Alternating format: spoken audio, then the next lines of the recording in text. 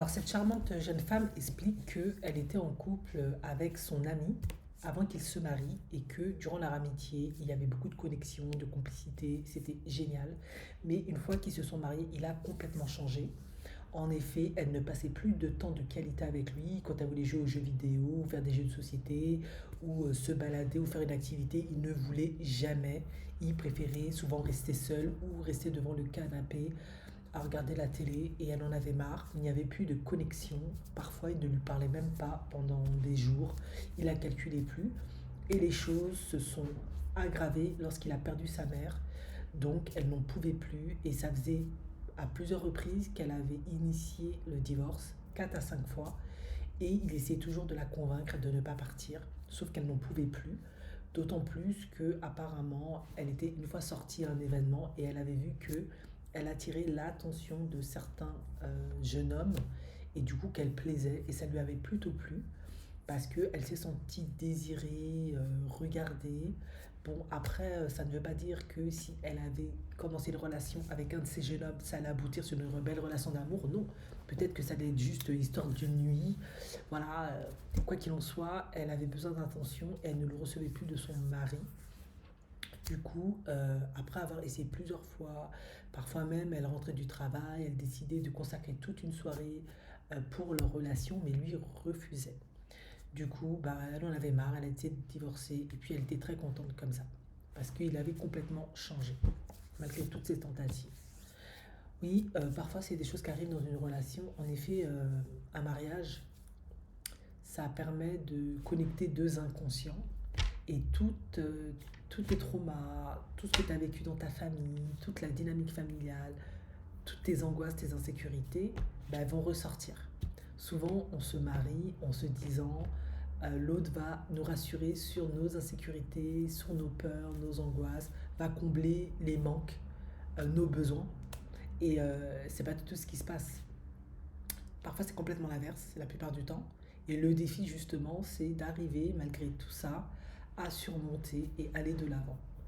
Et co-créer ben, un système, une famille qui nous est propre, qui est unique et dans lequel on se sent bien. Et certains ben, n'arrivent pas à faire face à ce défi. En effet, ce jeune homme, ben, il se peut qu'il n'arrivait pas à connecter avec elle ou à être là dans cette relation parce que ben, il l'a chassée, il l'a séduite, il a réussi à la convaincre. C'était une amie au départ. Et dans ce mariage-là, ben, il y a d'autres composantes qui rentrent en compte en dehors de l'amitié.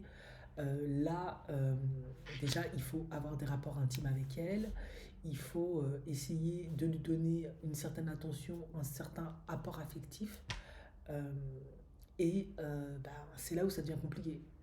Parce qu'on est deux et comme elle l'a dit, il faut pouvoir échanger, passer du temps ensemble. Et bah, certains n'arrivent pas à le faire parce que peut-être qu'à la maison, leurs parents n'étaient pas très proches ou étaient des parents distants.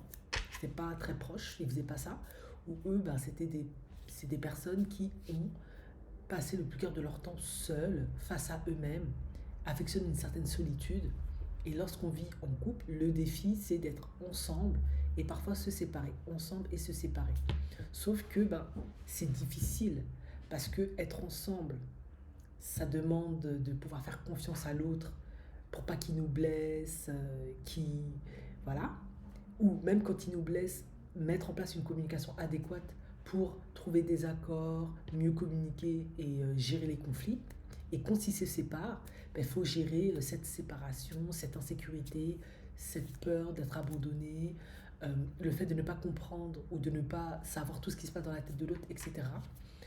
Et ben voilà, si tu épouses un homme qui en réalité a des tendances dépressives, ce qui arrive dans beaucoup de couples, ou une femme qui a des tendances dépressives, ben effectivement c'est profondément insécurisant et c'est difficile à vivre. Maintenant, je ne connais pas les raisons du pourquoi cet homme agissait comme ça, mais il est probable qu'elle a épousé un homme en fait qui a des tendances dépressives. Sauf que quand elle est amie avec lui, elle ne peut pas le voir parce que elle n'est pas dans son intimité. L'amitié, c'est une certaine, c'est un certain lien, une certaine connexion, une certaine amitié, mais c'est pas pareil que l'amour. L'amour, ça mobilise d'autres choses. Déjà, il y a le sexe qui, la plupart du temps, il y a des couples qui font pas de sexe, qui rentrent en compte. où il faut se donner, s'investir.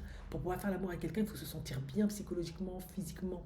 Peut-être que c'était quelqu'un de dépressif, plus le boulot qui était peut-être épuisant, et puis ça lui demandait de mobiliser encore de l'énergie pour lui en donner, et lui n'arrivait pas à faire ça. Parce que beaucoup de personnes aussi échouent par rapport à ça. Ils arrivent à se donner dans leur boulot, mais dès qu'ils arrivent à la maison, ils sont en dépression, ils n'ont plus d'énergie. Parce que maintenant, il faut donner de l'énergie dans la maison, et ils en ont plus. Parce que chez eux, c'était pas comme ça. C'est un environnement plutôt dépressif.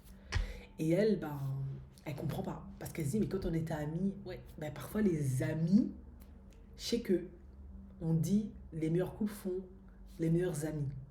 Mais ça ne veut pas dire que les meilleurs amis font les meilleurs couples.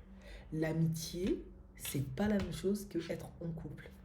Moi, je le dis toujours. Après, c'est ma définition. Mais moi, je trouve qu'en amitié, on ne mobilise pas les mêmes énergies, les mêmes forces. Ça ne fait pas appel aux mêmes insécurités que lorsqu'on est en couple. En couple, tu te sens quand même obligé, d'une certaine manière, de faire plus et de prendre plus sur toi parce que tu vas perdre l'autre qui est l'objet vraiment d'un désir qui remonte, bon, je sais pas, aller au fin fond de la psychologie, mais ça remonte très très loin. L'amitié, c'est pas que tu dois pas t'investir, mais c'est pas la même chose. J'ai l'impression qu'en amitié, on a tendance à être parfois un peu plus tolérant face à une personne parce que c'est pas qu'on a moins à perdre, mais ça ne va pas mobiliser les mêmes choses. La personne ne va pas te donner la même chose. Là, dans l'amitié, déjà, il n'y a pas de composante sexe, à part dans les sex friends, hein. Mais on va pas se mentir, une personne, tu n'as pas besoin de lui faire l'amour, tu n'as pas besoin de lui donner parfois un certain degré d'attention et de soutien pour qu'elle soit ton amie. Parfois, tu peux être ami avec quelqu'un, il te donne autre chose. Moi, c'est comme ça que je vois les choses. Alors que dans l'amour, la dynamique est complètement différente. Déjà, dans l'amour, la plupart du temps, il y a une composante sexuelle, peu importe quel est votre délire, qui est là.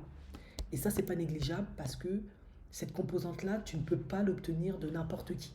En effet, tu peux être avec quelqu'un que tu adores, ça peut être un coup de foudre amical, mais c'est pas pour autant que tu as envie de coucher avec la personne, tu la désires pas, même si c'est Brad Pitt ou Denzel ou je sais pas qui. Vous voyez, c'est très particulier. Et c'est rien que ça fait que tu vas devoir faire plus d'efforts, t'impliquer plus, ne serait-ce que pour obtenir ça. Son attention, son besoin.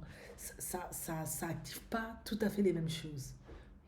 Du coup, bah forcément, si elle, et c'est là où je veux en venir, elle l'a eu en amie d'une certaine manière et en couple, elle s'attend à avoir la même chose, bah c'est pas garanti.